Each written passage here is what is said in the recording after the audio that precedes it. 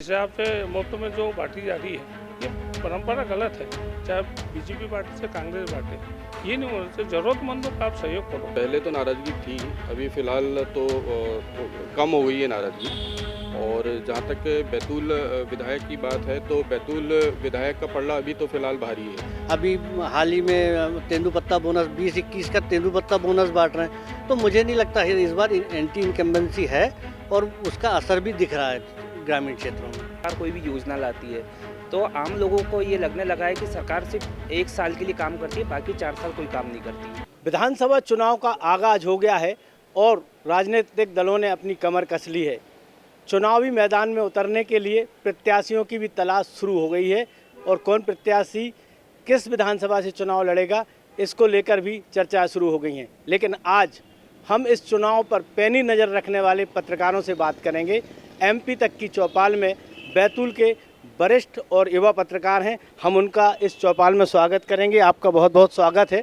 और हम सबसे पहले बात करेंगे हमारे वरिष्ठ पत्रकार मयूर भार्गव जी से कि क्या लगता है आपको किस पार्टी की सरकार बनेगी मध्य प्रदेश में? मध्य प्रदेश में इस बार मुझे कांटे की टक्कर पिछले बार जैसी दिखाई दे रही है, लेकिन लाडली बहना योजना आने के बाद से स्थिति कुछ बदली है और अब जो है ऐसा लग रहा है कि कांग्रेस और भाजपा में बराबरी की लड़ाई रहेगी। हमारे साथ विनय वर्मा जी भी हैं जो काफ़ी राजनीतिक खबरों पे पैनी नज़र रखते हैं। क्या लगता है बैतूल में ज़िले में किसका पलड़ा भारी रहे? अभी की स्थिति में तो देखें तो कांग्रेस का पलड़ा भारी है। जिले की जो 5 सीटें है उसमें से 4 कांग्रेस के हाथों में अभी से हैं। 1 सीट थी आमला जो बीजेपी के पास है। अभी भी ये स्थिति बनी हुई है कि कांग्रेस यहाँ से लीड करेगी। क्या आपको लगता है कि एंटी इनकम्बेंसी है क्या प्रदेश में? हाँ, है इसी कारण जो है बीजेपी खिलाफ में जो है जितने भी सर्वे हो रहे हैं उसमें सब बीजेपी खिलाफ में जा रहा है और इसीलिए अमित शाह ने जो है मोर्चा संभाला हुआ है। और जिस हिसाब से मुफ्त में जो बांटी जा रही है ये परंपरा गलत है। चाहे बीजेपी पार्टी से कांग्रेस पार्टी, ये नहीं होना चाहिए। ज़रूरतमंदों का आप सहयोग करो। ये नहीं कि आप पता लगा किसी को फ्री में चीज़ बांट। अब कांग्रेस भी पता लगा कोई प्रलोभन दे देंगी तो पता मतदाता उधर टर्न हो जाएगा। अनिल सिंह जी का कहना है कि जो रेवड़ी बांटी जा रही है वो गलत है परंपरा। हमारे साथ अशोक मालवीय जी हैं, वरिष्ठ पत्रकार हैं। आपको क्या लगता है शिवराज सिंह से लोग नाराज़ हैं या बैतूल के विधायक से नाराज़ हैं? शिवराज सिंह चौहान से पहले तो नाराज़गी थी, अभी फ़िलहाल तो कम हो गई है नाराज़गी। और जहाँ तक बैतूल विधायक की बात है तो बैतूल विधायक का पलड़ा अभी तो फ़िलहाल भारी है। बैतूल विधायक का पलड़ा भारी है।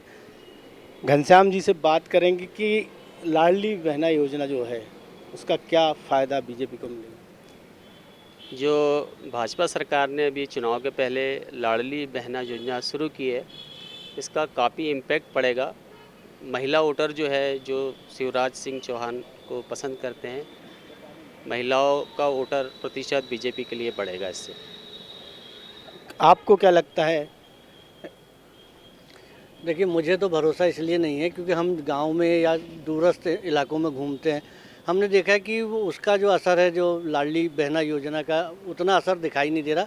हालांकि बात करें बीजेपी के पक्ष में जाने की तो बीजेपी के पक्ष में जाते इस बार बिल्कुल भी माहौल नहीं दिख रहा। चाहे युवाओं से बात कर लें, ग्रामीणों से बात कर लें या महिलाओं से बात कर लें, 1000 रुपये मुझे नहीं लगता कि उनके उसमें कहीं फ़र्क डालेगा, आर्थिक स्थिति सुधारेगा।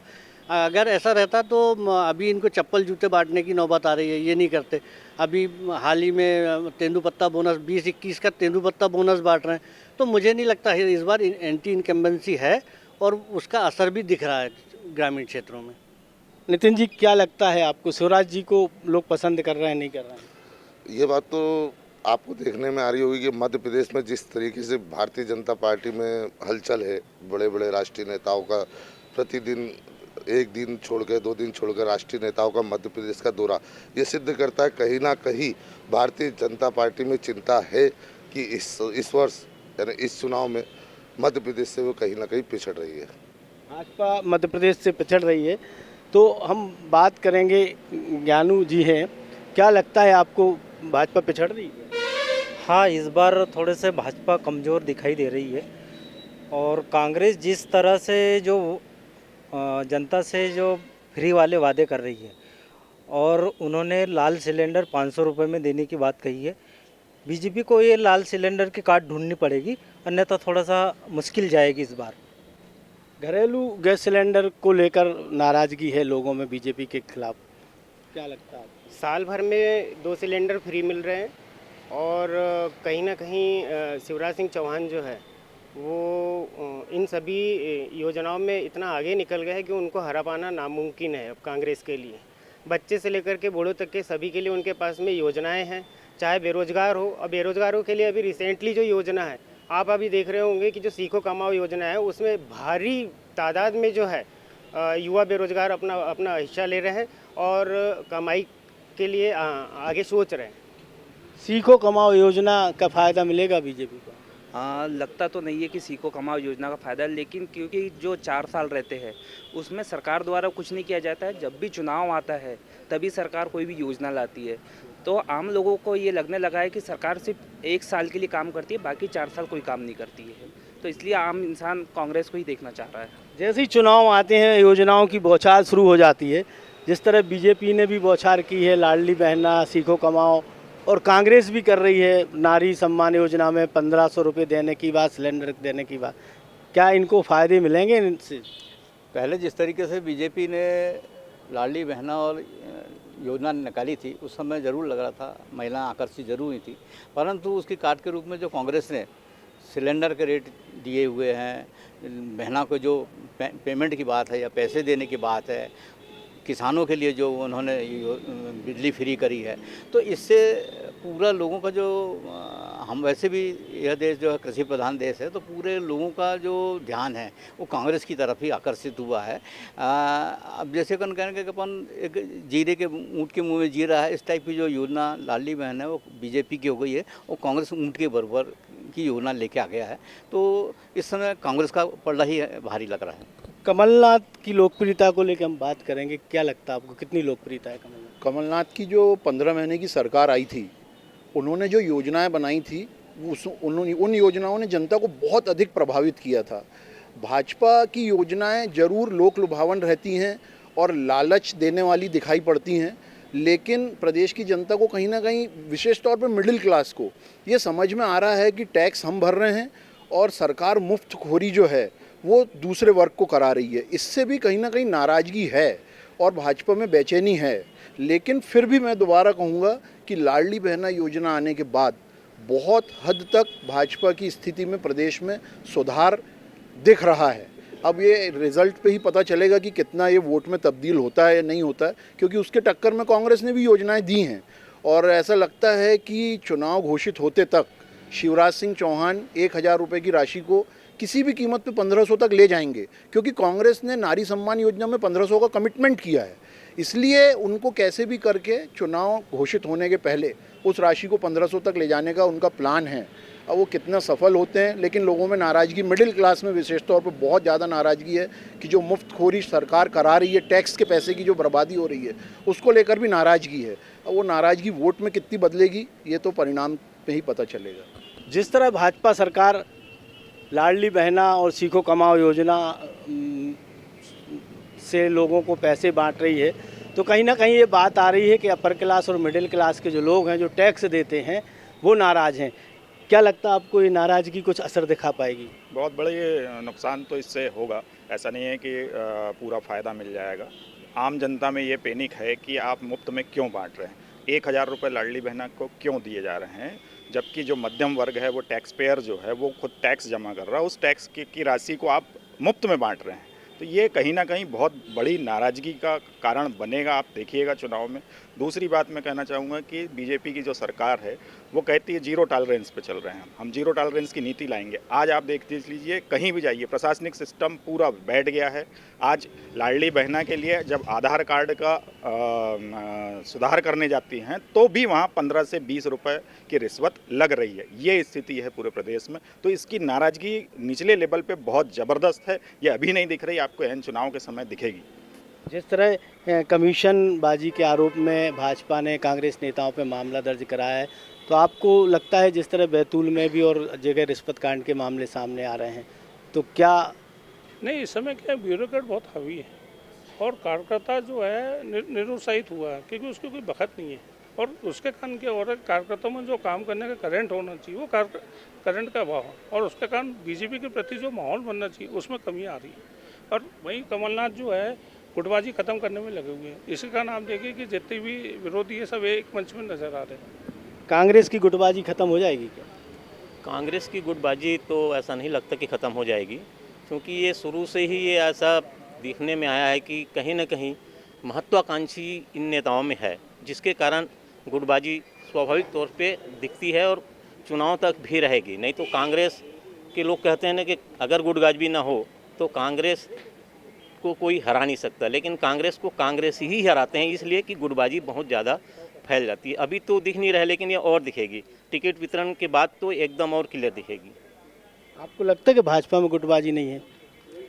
बिल्कुल भाजपा में भी गुटबाजी है, लेकिन ये है कि थोड़ा भाजपा में ऐसा है कि अनुशासनात्मक का टैग लगा हुआ है, इसलिए खुल के लोग विरोध नहीं करते हैं और अंदरूनी जरूर कार्य करते हैं पार्टी के विपक्ष में। जिस तरह लोगों ने कहा कि टैक्स मिडिल क्लास के लोग भर रहे हैं, अपर क्लास के लोग भर रहे हैं और उनको फ़ायदा दूसरे वर्ग के लोगों को मिल रहा है, तो ये नाराज़गी कुछ मूल रूप से चुनाव पे फर्क पड़ेगा? बिल्कुल, जो और भी साथियों ने कहा है, इसका असर दिखेगा ज़रूर।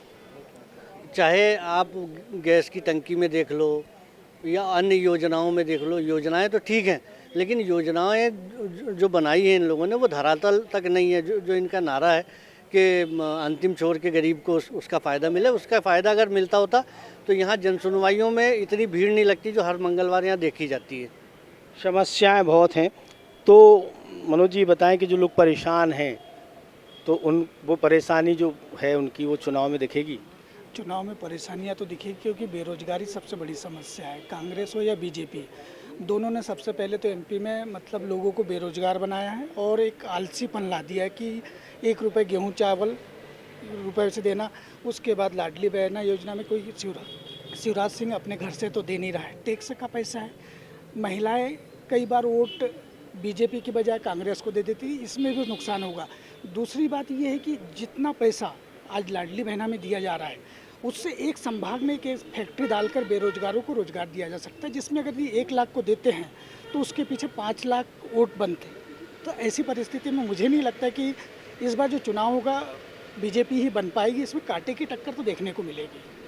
जैसे पत्रकारों के आकलन में एक बात सामने आई है कि सरकारें जो हैं वो आत्मनिर्भर नहीं आलसी बना रही हैं, आपको क्या लगता है? मेरे हिसाब से तो सबसे पहले ये होना चाहिए कि जो फ्री की ये जो रेवड़ी बंट रही है ये बंद होना चाहिए, क्योंकि वाकई में ये बात सही है कि आज अपन मजदूर लेने जाओ तो मजदूरों का मिलना मुश्किल हो जाता है। आज राशन दुकानों में अगर अपन जाएं तो 2 रुपये किलो का अनाज जो मिल रहा है, 1 रुपये किलो अनाज मिल रहा है। व्यापारी लोग राशन दुकानों के बाजू में बैठ के वही 1 रुपये किलो का अनाज ले रहे हैं, जो उपभोक्ता खरीद रहा है और 15 किलो रुपये और 16 रुपये किलो में वहीं बेच दे रहा है। तो ये सब चीज़ें ऐसी हैं जो देश को कमज़ोर करने वाली चीज़ें हैं और ये बंद होना चाहिए। फिर भी क्या लगता है इस प्रदेश में किसकी सरकार बनेगी? प्रदेश में ऐसी सरकार होना चाहिए जो आम जनता के हित की बात सोचे। मूलभूत सुविधाएं जो मेन अपने प्रमुखता रखती हैं जनता के बीच में, वो सुविधाएं जनता को मिलना चाहिए। और महंगाई से सबसे बड़ी चीज़ महंगाई से राहत मिलना ज़रूरी है, इसलिए क्योंकि मीडियम क्लास फैमिली के जो लोग हैं, कमज़ोर वर्ग के जो लोग हैं, उनका जीना हराम हो चुका है। तो महंगाई के साथ साथ में मूलभूत सुविधाओं का भी पूरा ध्यान रखा जाना चाहिए। ऐसी सरकार होना चाहिए मध्य प्रदेश में। जैसे पत्रकारों के आकलन में एक बात सामने आई है कि कांटे की टक्कर होगी बीजेपी और कांग्रेस में, तो क्या कांटे की टक्कर में कोई तीसरी पार्टी भी आ सकती है? नहीं, तीसरी पार्टी का मध्य प्रदेश में कोई चांस नहीं है। जो भी होगा वो कांग्रेस और भाजपा के बीच में ही होगा। लेकिन लोगों की भी ये इच्छा है कि जिसकी भी सरकार बने, मेजॉरिटी की सरकार बनना चाहिए। पिछले बार जैसी स्थिति पैदा नहीं होना चाहिए कि कांग्रेस की सरकार बनी और बाद में बार्गेनिंग करके सरकार गिर गई और फिर बीजेपी की सरकार बन गई। क्योंकि बीजेपी की सरकार ने भी 3.5 साल में काफ़ी समय तो कोरोना में निकल गया और सिर्फ वादे और सपने दिखाए हैं, कुछ भी काम नहीं किया है। कमलनाथ की सरकार को जिस तरह गिराया गया था उसको कितना उचित मानते हैं? कमलनाथ की सरकार को गिराना तो गलत हुआ था, क्योंकि जनता ने वोट कांग्रेस को दिया था। पहली बार ये हुआ था कि जनता ने बढ़ चढ़ के चुनाव में हिस्सा लिया और एक राय होके कांग्रेस को जिताया था कि उनको बदलाव चाहिए था। तो कांग्रेस के हाथ से सत्ता छीनना ये एक तो संदेश भी गलत गया और भाजपा की जो रीति नीति है उसके विपरीत स्वभाव का उन्होंने काम किया है और ये चुनाव में भी इसका असर आपको देखने को मिलेगा। 2018 के चुनाव में बैतूल में भाजपा की 5 सीटों में से 4 सीटें भाजपा हार गई थी और कांग्रेस 4 सीट जीत गई थी। इस चुनाव में बैतूल में क्या स्थिति रहेगी 5 सीटों पर? मेरे को लगता है कि बैतूल और आमला को छोड़ के यहाँ पे दोनों जगह बहुत टसल रहेंगी। बाकी 3 जगह तो मेरे को लगता है कांग्रेस की आएंगी। बैतूल विधानसभा में क्या रहेगा? फाइट बराबर नेट टू नेट रहेंगी। बैतूल विधायक ने कुछ ऐसे काम किए हैं जो काम किए सतत पूरे आने 5 साल चुनावी मूड में रहे वो। वही हेमंत खंडावाल को भी देखा जाए तो वो भी चुनावी मूड में रहे, वो भी लगे रहे। तो किसी को अपन जो है कम आंकलन नहीं कर सकते। फाइट बराबर रहेंगे, दोनों पैसे वाले, पैसे दोनों तरफ से बहुत खर्चा होंगे। कांग्रेस जिस तरह हिंदुत्व के उस पर जा रही, कमलनाथ जी बागेश्वर धाम की कथा करा रहे हैं, बैतूल के विधायक राम मंदिर के लिए सहभागिता अभियान चला रहे हैं, क्या लगता है हिंदुत्व भुना पाएगी कांग्रेस? जहाँ तक कांग्रेस हिंदुत्व को तो मुझे नहीं लगता कि भुना पाएगी, लेकिन कांग्रेस में एक बड़े चेहरा की कमी है। बड़ा चेहरा अभी तक के ऐसा दिख नहीं रहा है कि कांग्रेस भुना ले कोई चीज़। जो भी जैसे जितने भी भ्रष्टाचार के मामला या जो भी बीजेपी के द्वारा किया गया है उसको ये भुना पाए, इसके लिए बड़ा चेहरा कांग्रेस में अभी तक के नहीं दिख रहा है। रही सवाल बैतूल का, तो बैतूल में तो नेट टू नेट ही है, इसमें कोई दो मत नहीं। दोनों एक दूसरे से बड़ा साबित होंगे। यानी कोई कह नहीं सकते कि कौन कांग्रेस आ जाएगी या बीजेपी जीत जाएगी। स्थिति दोनों का बराबर में चल रही है आज की स्थिति में। 18 साल भाजपा का राज रहा है मध्य प्रदेश में, 15 महीने अगर छोड़ दें कांग्रेस के, विकास हुआ है ज़िले में? हाँ, विकास तो हुआ है। काफ़ी सारे डैम बने हैं, किसानों के लिए सिंचाई की सुविधा हुई है, सड़कें बनी है, 4 लेन बना है और गाँव में भी सड़कें बनी है। विकास तो हुआ है। विकास कार्यों से फ़ायदा मिलता है नेताओं को? बिल्कुल, जब लोगों को सुविधा होगी, विकास होगा, लोगों को सुविधाएं बढ़ेगी तो नेताओं को फ़ायदा तो मिलेगा।